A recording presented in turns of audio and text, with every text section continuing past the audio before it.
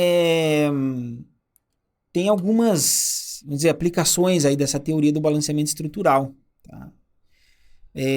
Uma aplicação interessante tem a ver com essas relações internacionais. Então, pensa assim, o grafo de relações internacionais aí, né, tipicamente é um grafo que ou as pessoas, ou os países são amigos ou os países são inimigos, tá? Principalmente quando você está falando de, claro que as coisas às vezes não são tão preto no branco assim, né? Mas quando você está falando de guerra, né? Então, olha só que legal isso daqui, né? Então, a evolução de alianças na Europa antes da Primeira Guerra Mundial, quer dizer, as alianças que foram levando a tal da Primeira Guerra Mundial, né? Então, aqui você tem os países, né? Grã-Bretanha, França, Rússia, acho que isso daqui é aquele Império Austro-Húngaro, sei lá. G, será que é a Alemanha? Não sei. E T, acho que é a Itália, né? Enfim.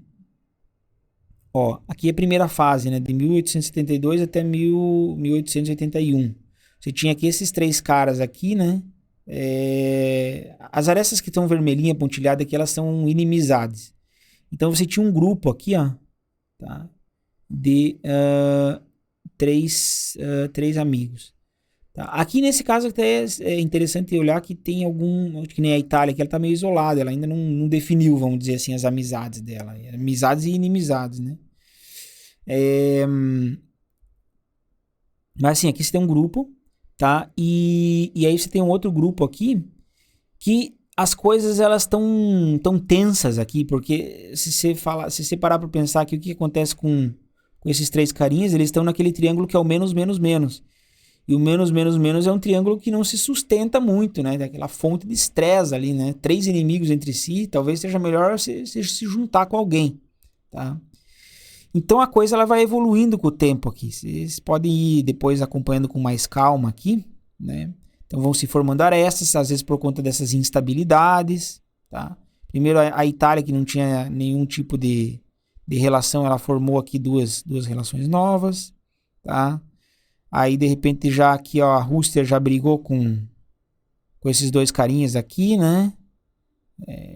Foi evoluindo. De repente a França fez uma aliança com a Rússia, né, e não sei o que. Então é interessante, talvez seja interessante pegar com mais calma e olhar quais os triângulos que eram desbalanceados e com o passar do tempo eles acabaram se tornando balanceados, tá? Acho que é um exercício interessante de fazer. Mas no fim, o que acontece? No fim, olha só. Tá aqui. Você tem um grafo completo com todas as arestas. Você tem dois grupos. As pessoas nesse grupo são amigas, as pessoas nesse outro grupo são amigas entre si, mas todo mundo é inimigo de todo mundo. O que acontece nesse ponto? Aí estoura a Primeira Guerra Mundial, tá? É um dos lados e é o outro dos lados aí, certo? E percebam que é interessante, né? Quer dizer, o negócio ele não estourou a guerra enquanto não tinha enquanto as coisas estavam indefinidas ainda, enquanto assim, você não tinha arestas aqui que tava, tipo, por exemplo, aqui tava faltando uma aresta, né?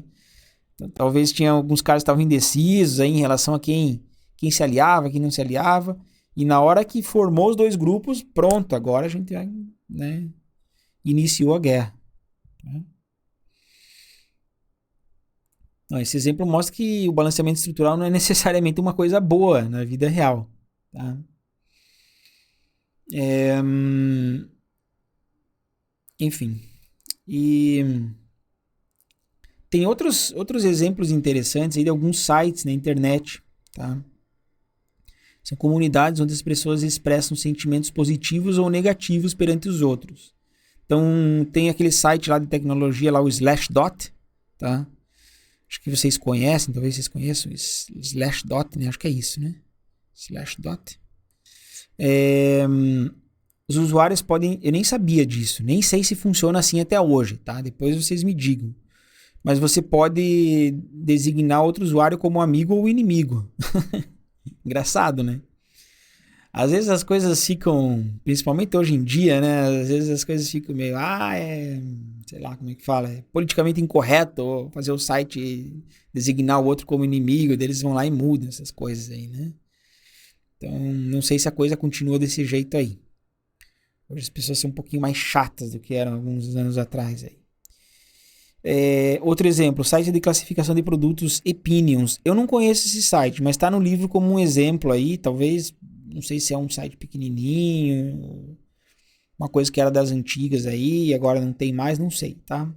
Mas diz que, né, segundo o livro lá, diz que um usuário pode expressar avaliações dos produtos e também confiança ou desconfiança de outros usuários. Tá? Então, talvez você pudesse aí aplicar essas teorias do balanceamento estrutural. Ou seja, assim, tem várias situações práticas aí que talvez você possa estudar com um pouquinho mais de calma e avaliar o que acontece lá, né? Bom, uma outra coisa aqui tem a ver com uma melhoria do modelo. Não sei se é melhoria, talvez, mas considerar uma outra variação aí. Porque assim, a gente tinha falado assim que tinha dois tipos de triângulos que são instáveis, que causam estresse. Que é o mais, menos e o menos, menos. Tá? E alguns estudiosos, quando falam de estudiosos, tem a ver com essas pessoas aí de sociologia e tal, né? Até psicologia, talvez. Eles dizem que esse triângulo do mais, menos, ele gera mais estresse que o menos, menos. Tá? Então, então, vamos pensar aqui no mais, menos, né? Aqui, ó. Tá aqui o triângulozinho. Então, mais, menos, tá? Vamos dar um nome aqui, A, B e C. Então, assim, o A, ele é amigo do B e do C, mas o B e o C são inimigos, tá? Então, ou esses caras aqui, fica uma situação chata, né? É a tal da situação chata, né? Situação chata é isso. E aí, ou esses caras aqui acabam se tornando amigos, aí meio que na marra, né? Do decorrer do tempo, tá? Ou talvez um desses mais aqui se torna menos, assim, por exemplo aqui, ó, menos. E não tem problema, né, se tornar menos aqui, porque daí o A e o B permanecem super amigos, mas os dois são inimigos do C, tá? Mas enfim, esse triângulo mais, menos aqui, segundo esses estudiosos, ele é mais, ele tem mais estresse, mais instabilidade do que o menos, menos. O menos, menos é assim, tipo, todo mundo é inimigo um do outro, mas às vezes você tem aquela história de, o inimigo do meu inimigo é meu amigo, mas às vezes você fala assim, eu odeio eles e todo mundo se odeia e pronto. Tá? Não sei. Então isso tem a ver lá com o que o pessoal estuda, né? Então daí assim, ó, esses mesmos estudiosos, eles dizem que o menos, menos até que acontece relativamente uma quantidade boa nessas redes aí. Então, qual que é essa melhoria ou essa modificação do modelo? A modificação do modelo você fala assim, o único triângulo que é instável é esse cara aqui, tá?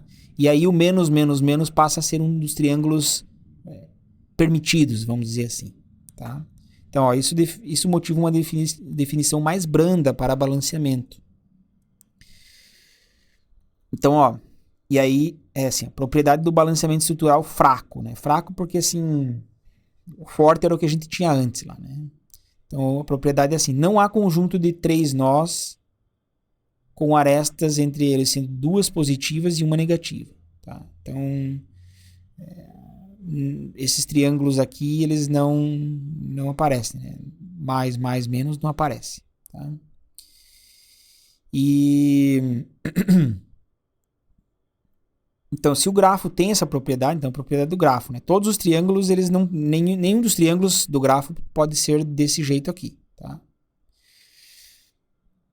Então, se o grafo tem essa propriedade, então o seguinte teorema vale. A gente não vai ver demonstração, mas olha só que interessante. Teorema. Se um grafo completo é fracamente balanceado, que é essa propriedade que a gente acabou de discutir ali, então os nós podem ser divididos em grupos tá?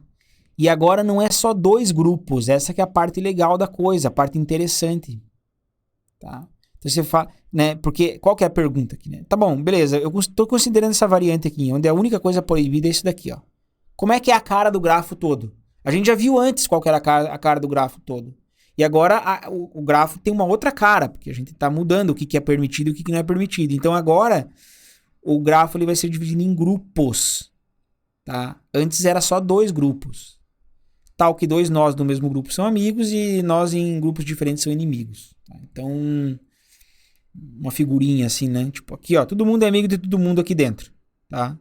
Todo mundo é amigo de todo mundo aqui dentro, tá? Mas aqui, ó, só tem arestas negativas, tá? Então a galera, né, esse grafo se particionou em diversos grupos de amiguinhos e todo mundo é inimigo entre si, tá? Interessante pensar onde na prática talvez isso acontecesse, né? Quer dizer, será que existe alguma coisa assim, né? Talvez assim testar isso desse jeito mesmo, ela não é um teste muito, é uma coisa muito rígida, né? Talvez a gente podia usar a abordagem igual a gente viu lá naquela aula de grafos fortes e fracos, que as pessoas elas foram amenizando, não foram pegando só o laço ser simplesmente fraco ou forte, eles fizeram lá uma definição mais suave do que era, né? Lembra lá da questão dos telefones, né? Então, assim, a pessoa passava muito tempo ou pouco tempo no telefone, então você tinha várias ordens de força, né? E também você também tinha lá uma outra definição que era aquela de ponte local, que você também suavizou lá, você falava de sobreposição de vizinhança, que era uma outra coisa assim, que não era só tipo é ou não é, né? Então talvez se você fosse fazer um estudo aí em cima disso, você teria que também dar uma suavizada, mas ver se no fundo ele tá meio que indo na onda da teoria, tá?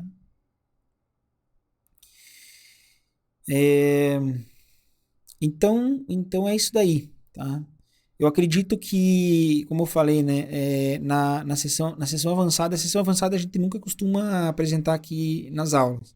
A sessão avançada do livro ali, ele vai apresentar a demonstração desse teorema aqui e talvez algumas outras coisas aí, tá?